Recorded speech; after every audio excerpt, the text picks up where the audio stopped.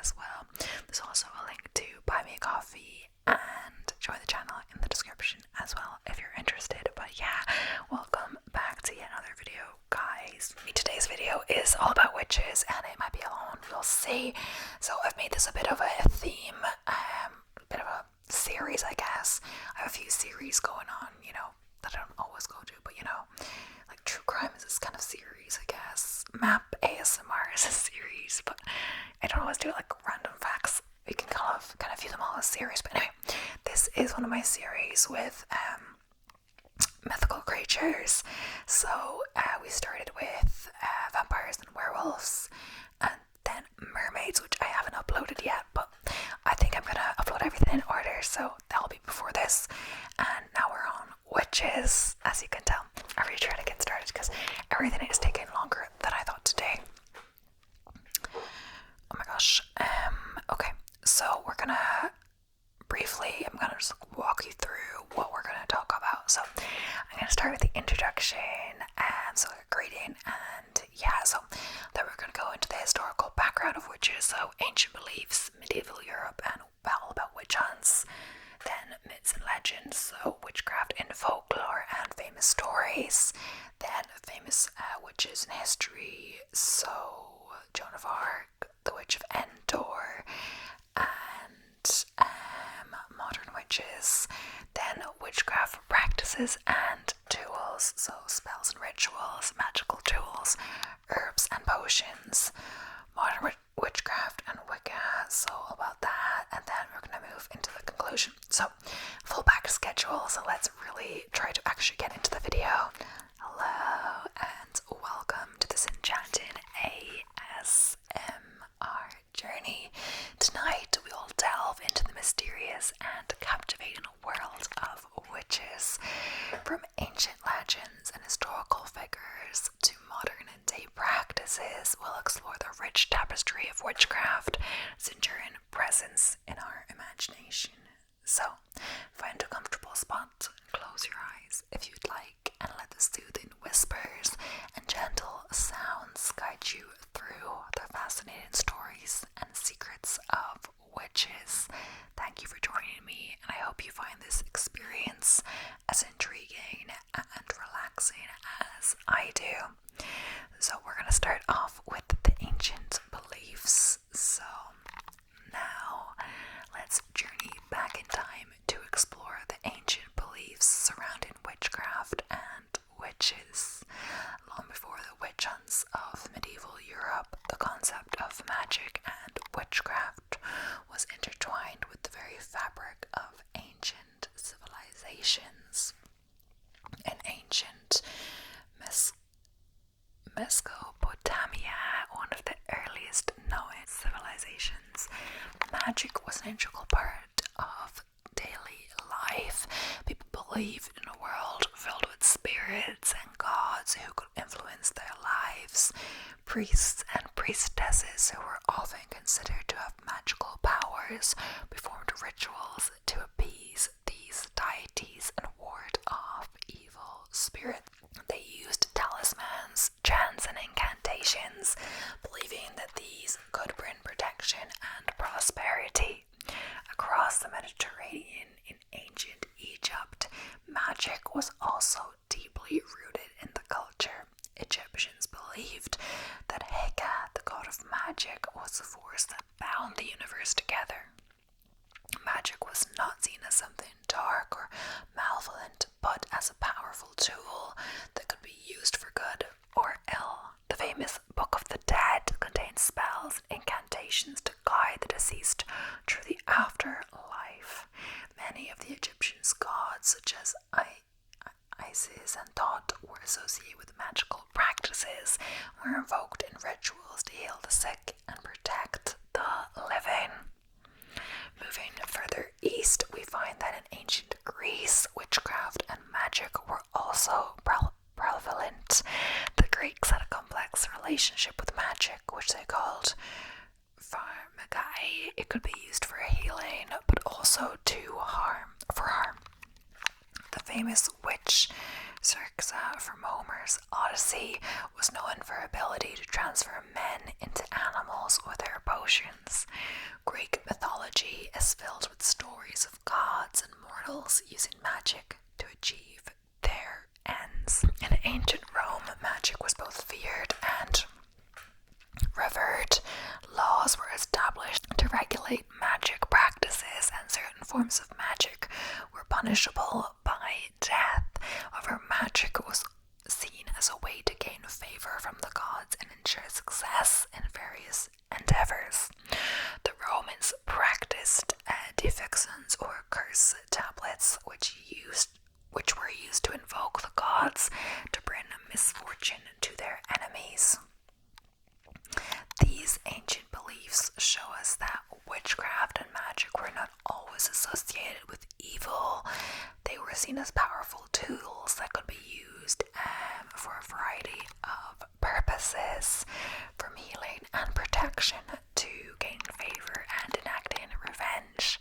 The perception of witches and their craft has evolved over the centuries, shaped by cultural, religious, and social changes. So as we continue our journey through the world of witches, we'll see how these ancient beliefs are the foundation for the way witches were viewed in medieval Europe and beyond. But also, not saying the same thing really to witches, just a hat I used to have for Halloween. My favorite thing to dress up as used to be a witch. Not with this dress, of course, but just in general, different things, I don't know. And I think I also had witches' nails, but I found them annoying because when I wore them, if I had them all on, I couldn't properly pick up the candy or sweets, chocolate bars. Sometimes you would hand them out and you had to pick one, you pick your favorite or whatever. And there's a few times where I didn't pick one in time because of the witch's fingernails, and they were kind of annoying to wear. Just give a bit more, stuff to the costume. So yeah, so now we're moving on to part about medieval Europe. So now let's continue our journey into the medieval period, a time when the perception of witches and witchcraft underwent significant changes. The Middle Ages, spanning roughly from the 5th to late 15th century, saw a shift in how magic and those who practice it were viewed, leading to some of the most notorious witch hunts in history. So during the early Middle Ages, magic and witchcraft were still woven into the fabric of daily life. Folk healers and wise women used herbal remedies and charms to cure illnesses and protect against evil. These practices were generally tolerated and often seen as beneficial to their communities. However, as the influence of the Christian church grew, the view of witchcraft began to change. The church sought to eradicate what is considered pagan practices and establish a clear distinction between divine miracles and human magic. By the 13th century, the church declared that witchcraft was heresy and associated with the worship of the devil. The fear of witchcraft intensified with the publication of influential texts such as Canon Episcopi in the 10th century, which condemned the belief in witches, and later the infamous Malleus Maleficarum, or Hammer of Witches. In 1487, this book, written by Henrik Kramer and Jacob Busch-Brennan, served as a guide for identifying, interrogating, and prosecuting witches. It claimed that witches, particularly women, made pacts with the devil, flew on broomsticks, and caused harm through their malevolent spells. So the late Middle Ages saw the beginning of widespread witch hunts and trials, fueled by fear, superstition, and religious fervor. Inquisitors were appointed to root out hearsay, and accusations of witchcraft became a convenient way to explain misfortune such as disease, crop failures, and natural disasters. One of the most notorious periods of witch persecution occurred during the European witch hunts from the 15th to the 18th centuries. Thousands of people, mostly women, were accused of witchcraft and subjected to brutal interrogations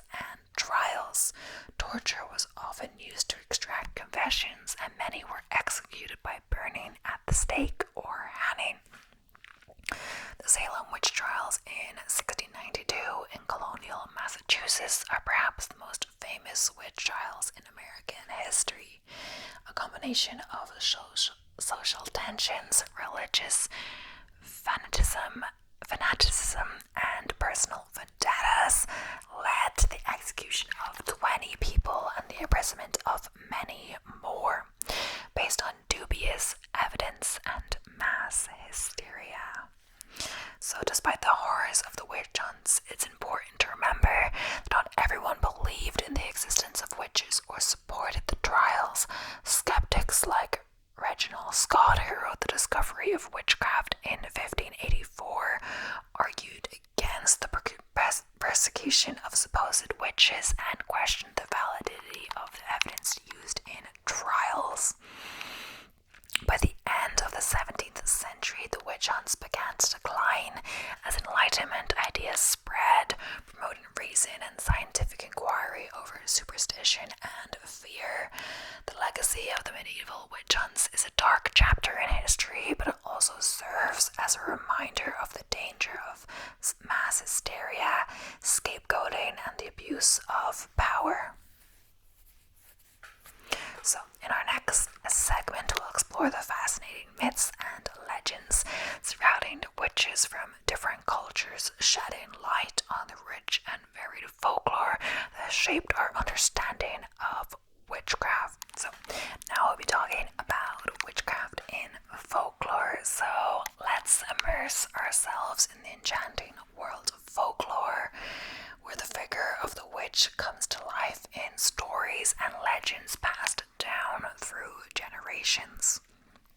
These tales are rich with cultural significance and provide a glimpse into how different societies have perceived witches throughout history.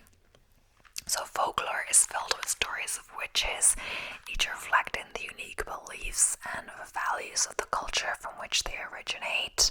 One of the most famous witches in folklore in Baba Yaga, a fearsome figure from Slavic mythology. Baba Yaga is often depicted as an old hag who lives in a hut that stands on chicken legs. She flies around in a mortar, wielding a pestle, and is both feared and revered. Some stories portray her as a malevolent being who kidnaps and eats children, while others depict her as a wise and powerful witch who can offer guidance and assistance in those who seek her out respectfully. So, in Celtic folklore, the figure of the witch often blends with that of the wise woman or healer. The Gaelic or Veiled One is an ancient deity associated with winter and weather. She is depicted as an old woman who has the power to control the elements, bringing storms and harsh weather. The Gaelic is both respected and feared, embodying the dual nature of witchcraft as both the force of creation and destruction. In German folklore, the legend of Frau Holla or Mother Hulda tells the story of a kindly witch who rewards the hardworking and punishes the lazy. When it snows, it says that Frau Holla is shaking out her feather bed, sending down feathers to the earth. This tale reflects the beliefs in witches as keepers of natural order and justice. Moving to the Middle East, we encounter the legend of Lilith, a figure who appears in Jewish folklore. Lilith is often depicted as a demoness or a witch who preys on newborn infants and seduces men. According to legend, she was Adam's first wife, created from the same earth. She left Adam because she refused to be subservient to him and was subsequently demonized. Lilith embodies the fear and anxiety surrounding female independence and power. And there's a Lilith in Chilling Adventures of Sabrina, and I heard the first one of Adam stuff. Not sure how accurate it is, but yeah. In Africa, stories of witches vary greatly from one region to another. In West African folklore, the figure of the witch often includes elements of shape-shifting and transformation.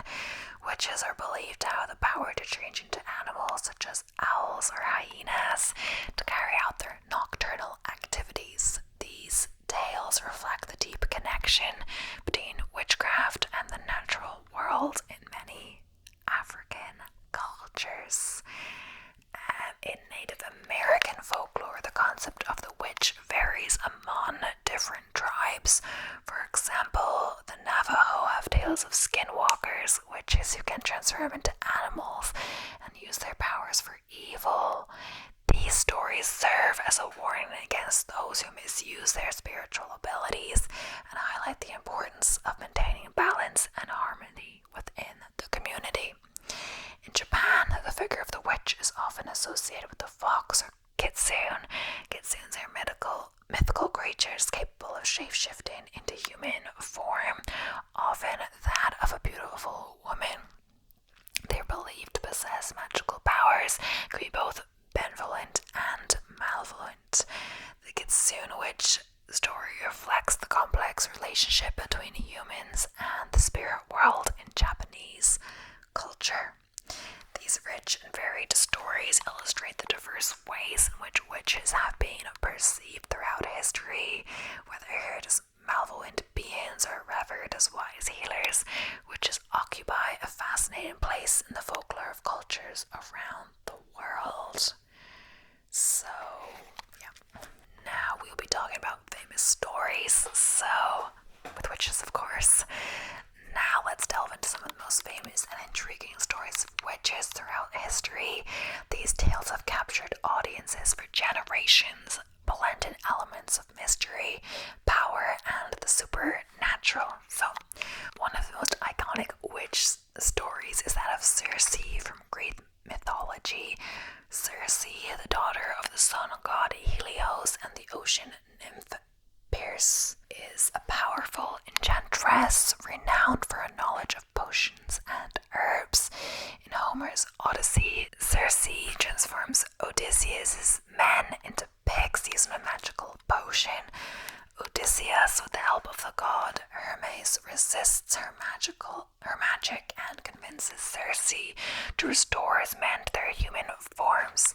They stay on her island, I'm not sure how you say that, for a year, enjoying her hospitality before continuing their journey home. Circe's story highlights the themes of transformation, power, and the delicate balance between enchantment and humanity. So next up in Celtic mythology, we encounter Morgan Le Fay, a powerful sorceress from Arthurian legend. Morgan is often depicted as the half-sister of King Arthur and a skilled practitioner of magic. She plays various roles in the legend, sometimes as an antagonist plotting against Arthur, and other times as a healer and protector. In many stories, Morgan Le Fay resides in the mystical island of Avalon, a place of enchantment and mystery. Her character embodies the dual nature of magic, capable of both harm and healing, and reflects the complexities of power and loyalty. Another fascinating tale is that of La Befana from Italian folklore. La Befana is a witch who delivers gifts to children on the eve of the Feast of the Epiphany, similar to Santa Claus. According to legend, 3 wise men stopped at her house on their way to visit the baby Jesus. They invited her to join them, but she declined, saying she was too busy with her housework. Later, she regretted her decision and set off to find the Christ child carrying gifts. She never found them, and so each year she continues her search, delivering gifts to children in hope that one of them is the Christ child. La Befana's story is one of regret, redemption, and the enduring spirit of giving. In the early modern period, we find the tragic story of Joan of Arc, who, while not a witch in the traditional sense, was accused of witchcraft. Joan was a young peasant girl who claimed to have received visions from saints, instructing her to support Charles VII and help expel the English from France. During the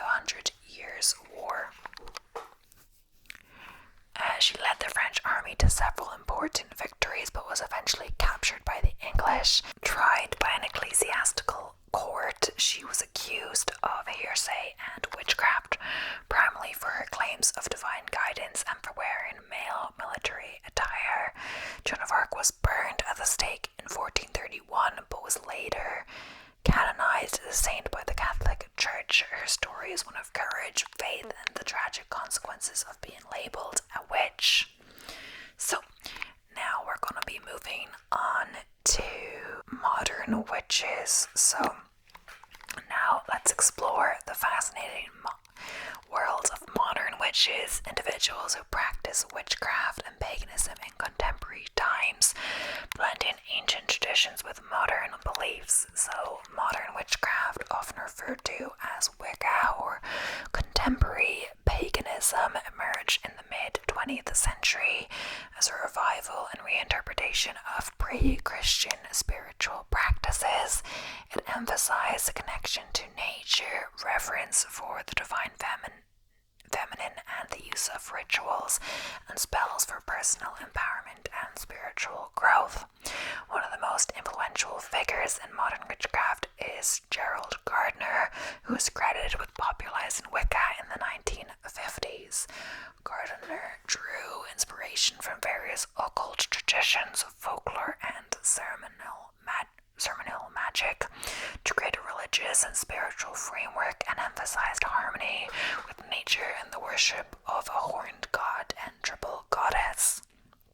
Modern witches, or Wiccans, celebrate seasonal festivals known as Sabbats and lunar phases, observing rituals that honor nature and invoke spiritual energies. They often practice magic using spells, charms, and rituals to manifest intentions, promote healing, and connect with the divine. Today, modern witchcraft has diversified into various traditions and practices. Alexandrian Wicca, founded by Alexander Sanders in the 1960s, emphasizes ceremonial magic and incorporates elements of Gardnerian Wicca. Dianic Wicca, named after the Roman goddess Diana, focuses on the worship of the divine feminine and woman's empowerment. Modern witches can be found across the globe, practicing diverse forms of witchcraft that blend ancient wisdom with contemporary spirituality. They often gather in covers or circles to perform rituals, share knowledge, and support each other on their spiritual journeys. So despite misconceptions and stereotypes, modern witches emphasize ethical practices such as the Wiccan Rita, which promotes the principle of harm none and encourages responsible use of magic. Many witches advocate for environmental stewardship, social justice, and inclusivity within their communities. So, next we're going to talk about some spells and rituals.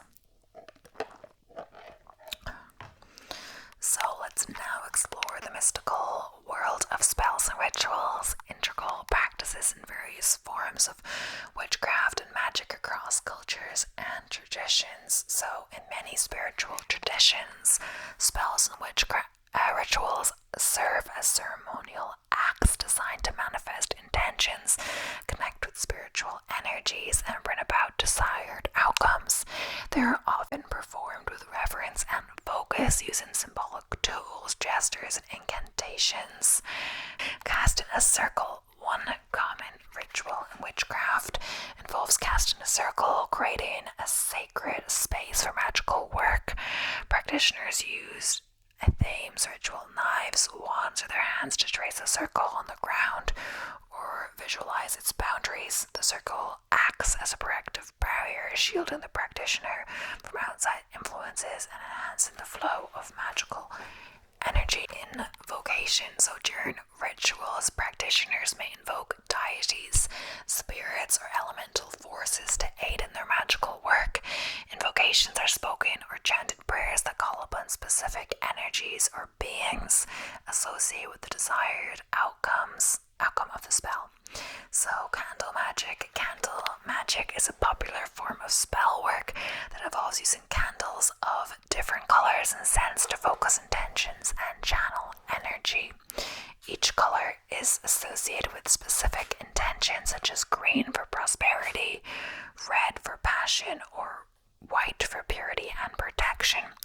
Practitioners may carve symbols or words into the candles, anoint them with oils, and light them during rituals to amplify their magical intent. So, herbal magic. Herbal magic harnesses the power of plants and botanicals for healing, protection, and spiritual purposes. Practitioners may create herbal sachets, potions, or teas infused with specific herbs known for their magical properties. For example, lavender is often used for relaxation and clarity, while sage is burned to cleanse spaces of negative energies. Yeah, I've heard that though, but like not just even like people sometimes burn sage to like, clear the energy or something, get out negative energy. People say that. Divination. Divination is the practice of seeking knowledge or insight through supernatural means. Tarot cards, ruins, pendulums, and scrying mirrors are common tools used by practitioners to interpret signs and symbols, gain clarity on a situation, or receive guidance from higher powers. So, full moon rituals. Full moon rituals are ceremonies performed during the peak of lunar energy to harness its transformative power. Practitioners may charge crystals, perform cleansing rituals, or set intentions for personal growth and manifestation. The full moon is believed to amplify the effects of spells and rituals, making it an auspicious time for magical work. So protection spells. Protection spells are rituals performed to ward off negativity, psychic attacks, or unwanted influences. Practitioners may create protective amulets, draw sigils, or recite incantations to create a shield of spiritual protection around themselves or their loved ones. So, spells and rituals are sacred practices that honor the ancient traditions of witchcraft and magic. They serve as powerful tools for personal transformation, spiritual growth, and manifesting positive change in the world. So next up is magical tools. So let's delve into the mystical realm of magical tools. Essential implements used by practitioners of witchcraft and magic to enhance their rituals and spell work. So athame, I'm not sure how you say that, but the athame is a ceremonial knife, often with a double-edged blade and a black handle. It symbolizes the element of air and is used to direct energy during rituals. The athame is not typically used for physical cutting, but rather for energetic purposes such as casting circles or invoking spiritual energies. Wand. The wand is a symbolic tool representing the element of fire and is used to channel and direct magical energy. Wands can be made from various materials such as wood, metal, or crystal, and are often personalized by the practitioner. They are often used for casting spells, invoking deities, and conducting rituals. Pentacle. The pentacle or pentagram is a 5-pointed star enclosed within a circle. It symbolizes the element of earth and spirit. It is often inscribed on a flat disc or stone. The pentacle is used to consecrate and bless objects as well as to protect and empower the practitioners during rituals. So cauldron. The cauldron is a vessel often made of cast or ceramic, symbolizing the element of water and the womb of the goddess. It is used for mixing potions, burning herbs, and conducting rituals such as scrying or divination. The cauldron is associated with transformation, creativity, and the cycles of life and death, like we see in Harry Potter in Potions class. Snape. It's actually a lot of these. Oh, wait, no, there's not that many.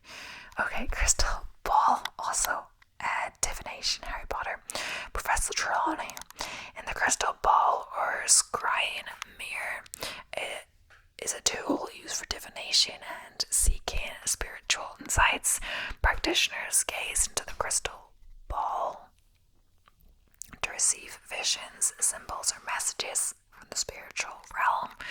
Crystals such as quartz, amethyst, or obsidian are believed to enhance psychic abilities and facilitate communication with higher beings. So, Book of Shadows. The Book of Shadows is a personal journal and grimoire where witches record their rituals, spells, herbal recipes, and spiritual experiences. It serves as a sacred and personalized reference guide for magical practices and traditions passed down through generations. Many practitioners decorate their books of shadows with symbols, artwork, and protective charms. So, herbs and potions. So, a bit about that, and then I think we're near the end. So, lavender is cherished for its calming and soothing properties. In magical practice, it is used for relaxation, peace, and clarity. Lavender can be placed in sachets under pillows for restful sleep, infused into oils for ritual baths, or burned as incense to cleanse and purify spaces. So rosemary is associated with memory protection and purification. It's used in spells for mental clarity, warding off negative energies, and enhancing spiritual awareness. Rosemary can be burned as incense, brewed into tea for clarity of mind, or added to bathwater for cleansing rituals. Mugwort is valued for its psychic enhancing properties and is often used in divination rituals. It is believed to stimulate dreams, enhance intuition, and protect against negative energies. Mugwort can be burned as a smudge or placed under pillows to induce vivid dreams and astral projection experiences. That's what I was thinking about, astral projection, I think, when I talk about the circles. I don't know. Cinnamon is associated with prosperity, success, and vitality in magical practices, used to attract wealth, to promote success in endeavors, and add potency to spells. Cinnamon sticks can be carried in pockets or wallets, added to money, drawn sachets, or sprinkled around a workspace to attract abundance. Now we are going to be talking a little bit about Wicca. I might cut this short because honestly, I don't know what happened, but my throat is actually so sore. I think it's just the whispering, etc. But usually, sometimes I get 3 videos in, and between my first video and the second one, I'm only going to do 2 today. I had lunch, I had a break, etc. So I don't know what's up. So welcome to the exploration of Wicca, a modern pagan religion that celebrates nature, the divines, and the cycles of life. Join me as we uncover the beliefs and practices and principles that form the foundation of this spiritual path. So Wicca, also known as modern witchcraft, emerged in the mid-20th century and was popularized by figures such as Gerald Gardner. It draws inspiration from ancient pagan traditions, folklore, ceremonial magic, and nature-based spirituality. So at its core, Wicca reveres the divine, both feminine and masculine aspects, often represented as the goddess and the horned god. These deities are seen as embodiments of the natural world, guiding forces of creation, growth, and transformation. So central to Wiccan beliefs is the principle of harm none. We were talking about this already. So let's just talk a bit about their beliefs. So Wiccans believe in a dual deity system, often represented as the goddess and the horned god. These divine beings are seen as embodiments of nature's cycles, birth, growth, death, and rebirth. They are revered for their roles in creation, fertility, and the mysteries of life. So central to Wiccan ethics is the Wiccan Rede, which encapsulates the principle, harm none, do what ye will. This guideline emphasizes personal responsibility, ethical behavior, and living in harmony with nature and others. It encourages Wiccans to consider the consequences of their actions and strive for positive outcomes. Wiccans celebrate the Wheel of the Year, which consists of 8 Sabbats, ritual celebrations that mark the solstices, equinoxes, and points between each Sabbat, honor seasonal changes, agricultural cycles, and spiritual themes such as rebirth, abundance, and gratitude. Just interesting how the weather just like it's all raining all of a sudden, but it wasn't out of nowhere because the sky got darker. I turned on the light because when the light's coming in, what's the point of having the light on? But then again, suddenly it gets dark and I was like, whoa. Sometimes over the course of the video it was like 40 minutes, 50 minutes. This one is nearing an hour, depending. You know, the weather will change. So, rituals in Wicca are often conducted within sacred circles, which symbolizes the unity of the practitioner with the divine and the elements. Circles are cast using tools such as smithies, ritual knives, or wands, creating a space for magical work, meditation, and spiritual communion. Magic in Wicca is viewed as a natural and sacred force that can be harnessed through focused intent and ritual practice. Wiccans perform spells, charms, and ritual to manifest intentions, promote healing, protect against harm, and enhance spiritual growth. Magical tools such as herbs, crystals, candles, and symbols are often used to amplify energy and symbolism. So yeah, it seems like a lot of it's repeating throughout the thing. So modern perception of Wicca. So let's explore the modern perception of Wicca, how it is viewed in contemporary society, and common misconceptions surrounding the ancient yet evolving spiritual path. So in recent decades, Wicca has gained visibility and acceptance as a legitimate spiritual practice, however it continues to be misunderstood and misrepresented in popular culture and media. So one prevalent misconception is that Wiccans worship the devil or engage in malevolent practices. In reality, Wicca has no concept of the devil or Satan and adheres to ethical principles such as the Wiccan Creed, which emphasizes harm none. Wiccans focus on positive intentions, personal growth, and harmony with nature. Another misconception is that Wicca is solely about casting spells or performing magic for personal gain. While spells and rituals are integral to Wiccan practice, they are used responsibly and ethically to promote healing, protection, and spiritual growth. Magic in Wicca is seen as a natural force that aligns with the rhythm of the universe. So Wicca and other forms of modern paganism have gained recognition as valid religious paths protected by laws governing religious freedom in many countries. Organizations such as the Convent of the Goddess and the Pagan Federation advocate for the rights of Wiccans and pagans, promoting tolerance and understanding. In popular culture, Wicca is often portrayed inaccurately or sensationalized for entertainment purposes. Television shows, movies, and books sometimes depict Wiccans as eccentric or sinister characters, perpetuating stereotypes that do not reflect the diversity and spirituality of real-life practitioners. So, modern Wicca embraces diversity and inclusivity, welcoming individuals of various backgrounds, genders, sexual orientations, and beliefs. Many Wiccans prioritize environmental stewardship, social justice, and community activism as part of their spiritual practice. So, despite persistent misconceptions and stereotypes, Wicca continues to thrive as a vibrant and inclusive spiritual path. Practitioners uphold values of respect, responsibility, and reverence for nature, seeking to live harmoniously with the world around them while honoring ancient traditions in a modern context. So now, finally, moving on to the conclusion. So as we conclude our exploration into the fascinating world of witches, we reflect on the enduring mysteries, historical truths, and cultural perceptions that surround these enigmatic figures. Witches have captivated human imagination for centuries, embodying both fear and fascination in equal measures. From ancient folklore to modern interpretations, they have represented the intersection of magic, spirituality, and societal norm. Throughout history, witches have been healers, wise women, and keepers of ancient knowledge. They have served as herbalists, midwives, and spiritual guides, often remedies for ailments of the body, mind, and spirit.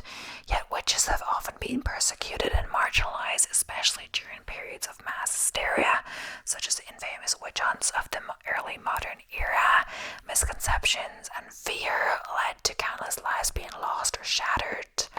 In contemporary times, witches have reclaimed their identities and traditions. Wicca, modern witchcraft, emphasizes reverence for nature, ethical practices, and the pursuit of personal and spiritual growth.